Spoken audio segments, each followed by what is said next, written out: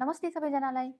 जापानको प्रोसेस गरेर भिजा आइसकेपछि अथवा भिजा एप्लाई गर्नुभएको छ, भिजाको वेटिङमा हुनुहुन्छ, अब भनेको तपाईँ सपिङ गर्ने मनसायमा हुनुहुन्छ। लगभग सपिङ गर्ने टाइम भइसकेको छ।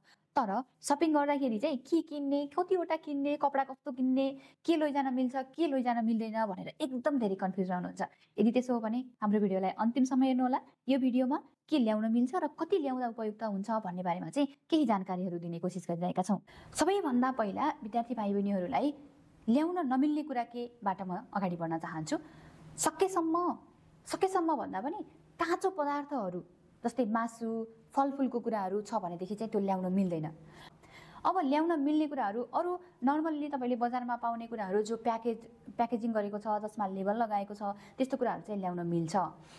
जस्तै विद्यार्थी भाइ बहिनीहरूले के ल्याउनुपर्छ भन्ने कुरामा चाहिँ जापानमा आइसकेपछि सुरुवाती दिनमा सकेसम्म बाहिर गएर किन्न नपर्ने गरी, खर्च नहुने गरी, सकेसम्म कम खर्चमा चाहिँ केही महिना बिताउनको लागि चाहिँ लत्ता कपडाहरू ल्याउन सक्नुहुन्छ र आउने बित्तिकैको एक हप्तासम्मको लागि केही खानेकुराहरू पनि ल्याउन सक्नुहुन्छ। फास्ट फुडको कुराहरू ल्याउन सक्नुहुन्छ, ल्याउनै पर्ने हुन्छ। किनभने आउने बित्तिकै जापानको स्वाद खाने बानी परेको हुँदैन। त्यसकारणले गर्दाखेरि जापानका खानेकुराहरू मन नपर्न पनि सक्छ। त्यसकारणले गर्दा केही एक हप्तासम्मको लागि पुग्ने गरी तपाईँले नेपालबाट खानेकुराहरू ल्याउन सक्नुहुन्छ। अब म क्रमशः तपाईँहरूलाई के कुरा कतिसम्म ल्याउँदा सजिलो हुन्छ भन्ने चाहिँ यहाँ देखाउँदैछु। यसलाई हेरेर चाहिँ यसैको आधारमा तपाईँले सपिङ गर्न सक्नुहुन्छ। ओके, सबैभन्दा पहिला चाहिँ तपाईँ पढ्न जाने हो, निहोङ्गो गाक्कोमा पढ्न जाने हो। त्यसकारणले गर्दा छुटाउनै नहुने कुरा चाहिँ पेन्सिल, इरेजर, कटर, नोटबुक अनि नेपालमा तपाईँले पढ्दै गर्नुभएका बुकहरू लिएर आउन सक्नुहुन्छ। अर्को कुरा भनेको जापानमा कपडा चाहिँ कति ल्याउने। हामीहरूमध्ये धेरैजनालाई सबैभन्दा बढी कन्फ्युज हुने नै यही होला कि कपडा कस्तो लैजाने, केमा कस्तो लाउनुपर्छ, कतिवटा लैजानु पर्ने हो, कस्तो खालको लुगा लगाउँछ जापानमा भन्ने कन्फ्युजन छ। जापानमा लुगा त जापानमा नर्मल लगाउँछ। सबैभन्दा सजिलो चाहिँ जापानमा लुगा लगाउनको लागि छ है, किनभने कसैलाई कसैको मतलब हुँदैन। तैपनि ठाउँअनुसारले कपडा चुज गर्न त जान्ने हुनु पर्यो हैन। जस्तो कसैलाई कसैको मतलब हुँदैन भनेर विवाह पार्टीमा जाँदा हाफ प्यान्ट लगाएर जाने कुरा त भएन है। सामान्य इक्जाम्पल मात्रै हो। जापानिजहरू पनि कपडाको लागि चाहिँ एकदम सेन्स लगाएर जहाँ जुन लुगा लगाउनु पर्ने हो त्यो अनुसारले चाहिँ जानुभएको हुन्छ है त। अब हामीले चाहिँ विद्यार्थी भाइ बहिनीहरूले के गर्नु पर्यो भन्दा कपडा अहिले तत्काल अप्रिलमा जापान आउने विद्यार्थी भाइ बहिनीहरूलाई अहिले तत्काल चाहिँ हल्का जाडो छ, अझै जाडो बाँकी छ। त्यसकारणले गर्दा तपाईँले हल्का बाक्लो लुगाहरू ल्याउन सक्नुहुन्छ। बाक्लो लुगा, ज्याकेट भयो, स्वेटर भयो अनि कार्डिगनहरू चाहिँ 2-3 जोड राख्नुहोस्। त्यसपछि हल्का लुगा, टी सर्ट अनि कटनका कपडाहरू, सर्टहरू 3 देखि 5 वटासम्म राख्न सक्नुहुन्छ। अनि जस्तो कहिले पानी पर्न सक्छ, फर्र पानी पर्न सक्छ अथवा बर्खायाम सुरु हुन सक्छ, त्यो 3 दिनसम्ममा चाहिँ तपाईँहरूलाई बानी नपरिसकेको हुनसक्छ। अब बिहान उठ्दाखेरि चाहिँ पानी पर्यो, गएको जानुपर्ने छ, त्यति बेला हामीलाई के भयो भन्दा समस्यामा पर्न सकिन्छ। त्यसकारणले गर्दा नेपालबाट आउँदै गर्दा नै अलिकति क्वालिटीको रेनकोट अथवा वाटरप्रुफ ज्याकेटहरू ल्याउनु भयो भने सजिलो हुन्छ। र जापानमा पनि पाउनलाई नपाउने होइन, छाताहरू जापानमा विशेष गरी यो डन्डे छाताहरू बोक्ने चलन हुन्छ होइन। हामीलाई नेपालमा चाहिँ पट्याउने छाताहरू सानो बनाएर पट्याएर ब्यागमा राख्न मिल्ने खालको पोर्टेबल अम्ब्रेला किनेर पनि ल्याउन सक्नुहुन्छ है। त्यो चाहिँ सबैजनाले नै त्यो पोर्टेबल अम्ब्रेला चाहिँ ल्याउँदा ठिक हुन्छ। किनभने जहिले पनि ब्यागमा राख्ने बानी गर्नुभयो भने घाम लाग्दै गर्दा अथवा पानी पर्दै गर्दा त्यसलाई चटपट निकालेर तपाईँले प्रयोग गर्न सक्नुहुन्छ र पैसा पनि ओभियसली नेपालमा नै। अब नेक्स्टमा चाहिँ स्कुल जाँदा लगाउने लुगा, घरमा बस्दा लगाउने लुगा र नर्मल्ली बाहिर घुम्न जाँदा लगाउने कुरा र ओकेजनमा लगाउने लुगालाई चाहिँ छुट्याएर ल्याउनु भयो भने सजिलो हुन्छ। अब जापानको स्कुलमा जाँदै गर्दाखेरि ड्रेस त म्यान्डेटरी गरेको हुँदैन। तपाईँले आफूले फ्रीली जुन पनि लुगा लगाएर जान पाउनुहुन्छ। तर जस्तो गएको जाँदा लगाउने लुगालाई पनि छुट्याएर राख्नु पर्यो कि फर्मल टी सर्टहरू लगाउने, पेन्टहरू लगाउने, जिन्स प्यान्ट पनि लगाउन मिल्छ। अनि सेतो टी सर्टहरू धेरै प्रयोग गर्नुभयो भने राम्रो देखिन्छ। एकदम धेरै रातो कलरको अनि चम्किलो लुगाहरू चाहिँ प्रयोग नगर्दा नै राम्रो होला। त्यसको लागि चाहिँ जस्तो हाम्रो ओकेजनमा, हामीले नेपाली ओकेजनहरूमा चाहिँ सकेसम्मको छक्क हुने चकिलो लुगाहरू लगाउने बानी परेको हुन्छ भनेदेखि चाहिँ लुगाहरूमा चाहिँ अलिकति साधारण तरिकाको कलरहरू चाहिँ धेरै नचम्किने खालको लुगाहरू ल्याउनु भयो भने गएको जाँदाखेरि लगाउन सजिलो हुन्छ। र अर्को भनेको पार्ट टाइम जब गर्न जाँदा लगाउनको लागि पनि छुट्टै लुगा ल्याउनु भयो भने सजिलो हुन्छ। त्यसमा पनि नर्मल्ली टी सर्टहरू प्यान्टहरू लगाएर जान मिल्छ, तर कतिपय ठाउँमा चाहिँ जिन्स प्यान्ट लगाएर जान नमिल्ने ठाउँहरू पनि हुनसक्छ। तसर्थ जिन्स प्यान्टको सट्टामा अरू ब्ल्याक प्यान्टहरू तपाईँलाई पनि शरीरमा फ्लेक्जिबल हुने खालको प्यान्टहरू चाहिँ लिएर आउन सक्नुहुन्छ। र कतिपय ठाउँमा जस्तै कन्भिनियन्टल स्टोरहरू भयो, सुपर मार्केटहरू भयो, अथवा रेस्टुरेन्टहरूमा पनि जानुभयो भने तपाईँले त्यहाँको फर्मल ड्रेस पनि पाउन सक्नुहुन्छ काममा। त्यस कारणले गर्दाखेरि तर पनि आफ्नै लुगा लगाएर काम गर्ने ठाउँ पनि हुनसक्छ। त्यस कारणले गर्दा 3 देखि 5 जोडसम्म तपाईँले काममा जाँदा लगाउने टी सर्ट र प्यान्टको सेटलाई छुट्याएर ल्याउन सक्नुहुन्छ। र अब आउँछ ओकेजनमा लगाउने लुगा के गर्ने। जस्तै हामी नेपाली समुदायमा भइसकेपछि दसैँ, तिहार, तीज अनि नयाँ वर्ष जस्ता कार्यक्रमहरू हुन्छन्। त्यो कार्यक्रमहरूमा लगाउनको लागि ओभियसली हाम्रो नेपाली पाराको कपडाहरू चाहिन्छ हामीलाई। यसमा चाहिँ केटा मान्छेहरूले दौरा सुरुवाल राख्न सक्नुहुन्छ, टोपी चटक्क टोपी राख्न सक्नुहुन्छ, अनि जुत्ता त्यसै अनुसारको मिलाएर राख्न सक्नुहुन्छ। र केटी मान्छेहरूले चाहिँ साडी, ब्लाउज अथवा कुर्ती राख्न सक्नुहुन्छ। र छोरी मान्छेहरूले, केटी मान्छेहरूले पनि आउँदै गर्दाखेरि नेपालमा जस्तो साडी, ब्लाउज सँग लगाउने अनि कुर्तीसँग लगाउने जुन सेटहरू हुन्छ, अर्नामेन्ट्सको सेटहरू हुन्छ, त्यो सेटहरू पनि राख्न सक्नुहुन्छ। धेरै नराख्नुहोस्, किनभने धेरै प्रयोग हुँदैन, कहिले कहिले मात्रै प्रयोग गर्ने हो। त्यस कारणले गर्दा अहिले नेपालबाट आउँदै गर्दाखेरि 5-7 सेट चाहिँ राख्नुपर्ने जरुरी छैन जस्तो लाग्छ मलाई चाहिँ। तपाईँको इच्छा अनुसारले चाहिँ ल्याउन सक्नुहुन्छ है। फेरि यो भिडियो हेरेर यसै अनुसारले नै गर्नुपर्छ भन्ने पनि छैन। अब ओकेजनको कुराहरू सकिएपछि चाहिँ सबैभन्दा एउटा मेन कुरा चाहिँ गएकोको ओरिएन्टेसन प्रोग्राम अथवा वेलकम सेरेमोनीमा के गर्ने भन्ने हुन्छ। ओरिएन्टेसन प्रोग्राममा चाहिँ तपाईँले यतिकै आफ्नो ड्रेस, क्याजुअल ड्रेस लगाएर जान सक्नुहुन्छ, तर वेलकम सेरेमोनीमा चाहिँ हजुरले फर्मल कपडा लगाउनु पर्ने हुन्छ। तसर्थ केटा मान्छेहरूले दौरा सुरुवाल, टोपी लगाएर जान पनि मिल्छ, अथवा सुट लगाएर जान पनि मिल्छ। भन्नुको मतलब कोट, प्यान्ट र जुत्ता लगाएर जानुपर्ने हुन्छ।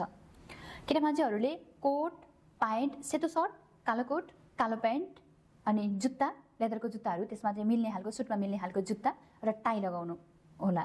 टाई किन्दाखेरि चाहिँ रातो टाई र कालो टाई चाहिँ नकिनेको राम्रो होला हैन, किनभने जापानमा सबै कुराहरूको आफ्नो आफ्नो महत्त्व, आफ्नो आफ्नो मिनिङहरू हुन्छ। तसर्थ हल्का चेक स्टाइलको टाई किनेर चाहिँ यहाँले लगाउन सक्नुहुन्छ। र केटी मान्छेको सन्दर्भमा चाहिँ केटी मान्छेले पनि सेतो सर्ट अनि कालो कोट र कालो प्यान्ट अथवा कालो स्कर्ट लगाउन सक्नुहुन्छ। यदि स्कर्ट किन्नु भएको छ भने चाहिँ अनिवार्य रूपमा स्ल्याक्स किन्नुस् र त्यसमा तल जुत्ता, मोजा अनिवार्य रूपमा लगाउनु पर्ने हुन्छ। यदि केटी मान्छेहरूले चाहिँ सुट नलगाएर साडी लगाउन पाइन्छ कि पाइँदैन भन्ने हुन्छ, साडी लगाउन पाइन्छ।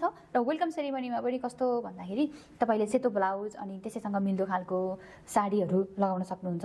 त्यसमा जाँदै गर्दा, वेलकम प्रोग्राममा जाँदै गर्दा पनि रातो लुगा अथवा एकदम छक्क देखिने खालको, अरूको आँखा तान्ने खालको लुगा चाहिँ नलगाउँदा राम्रो मानिन्छ। त्यस कारणले गर्दा केटी मान्छेले पनि साडी, ब्लाउजहरू लगाएर जान पनि मिल्छ, कुर्ती लगाएर जान पनि मिल्छ।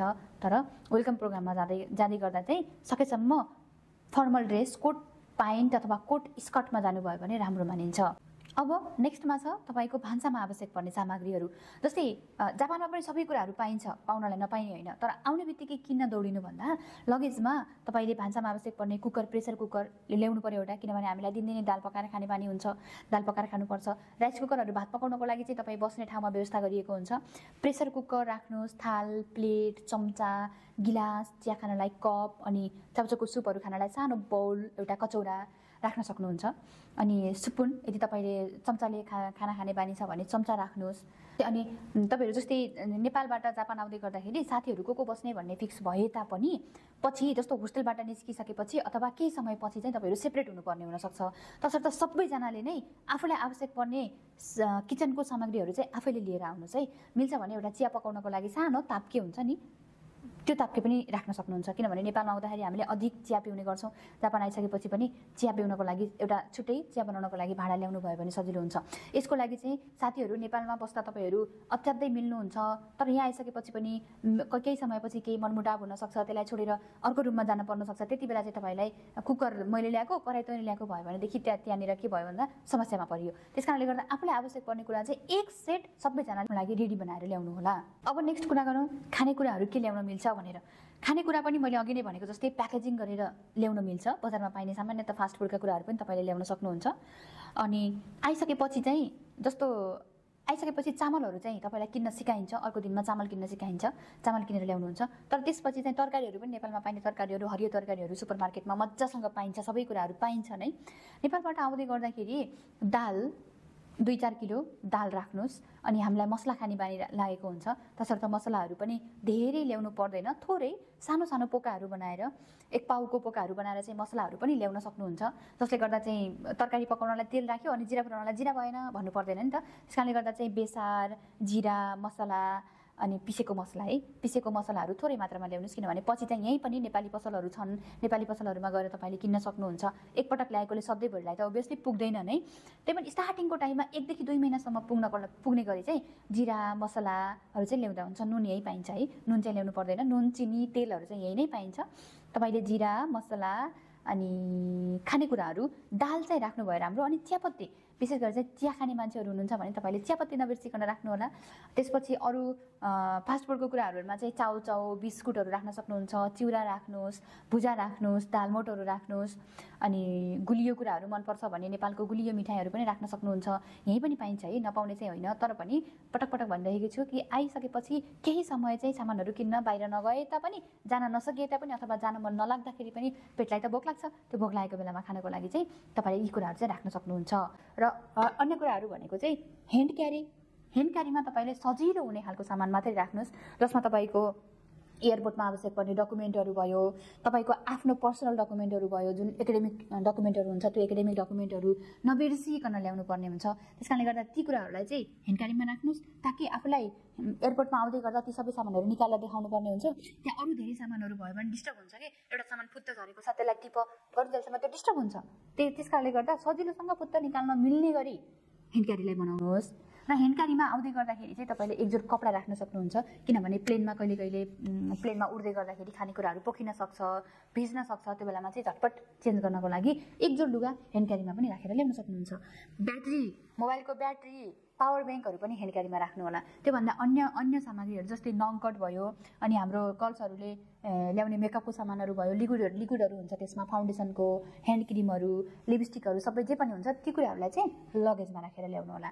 जस्तो केटा मान्छेहरूलाई त सेभिङ गर्नुपर्ने हुन्छ, दाढी फाल्नुपर्ने हुन्छ होइन, तसर्थ त्यो दाढी फाल्ने मेटेरियल पनि एक सेट चाहिँ राख्नुभयो भने ठिक हुन्छ र त्यसलाई चाहिँ लगेजमा राख्नु होला है। अब नेक्स्टमा जाउँ, बेडमा के हुन्छ, बेडमा डसाउनको लागि तन्ना अनि सिरानीको कभरहरू, सिराको कभरहरू के गर्ने भन्ने कुरा हुन्छ। त्यो पनि तपाईँले एक सेट लिएर आउँदा राम्रो हुन्छ, किनभने जस्तो यहाँ पनि हुन्छ तपाईँले सिराको कभर तन्नाहरू सबै सेट पाउनुहुन्छ, तर त्यो सेट कहिले धोइन्छ, सुक्नु पर्यो, अनि कहिले केही पोखिएला चेन्ज गर्नु पर्यो भनेदेखि चाहिँ आवश्यक पर्ने भएको भएर एक सेट चाहिँ सिरकको खोल अनि बिस्ताराको खोल त्यसपछि सिरानीको कभरहरू चाहिँ राखेर ल्याउनु भयो भने राम्रो सजिलो हुन्छ है त।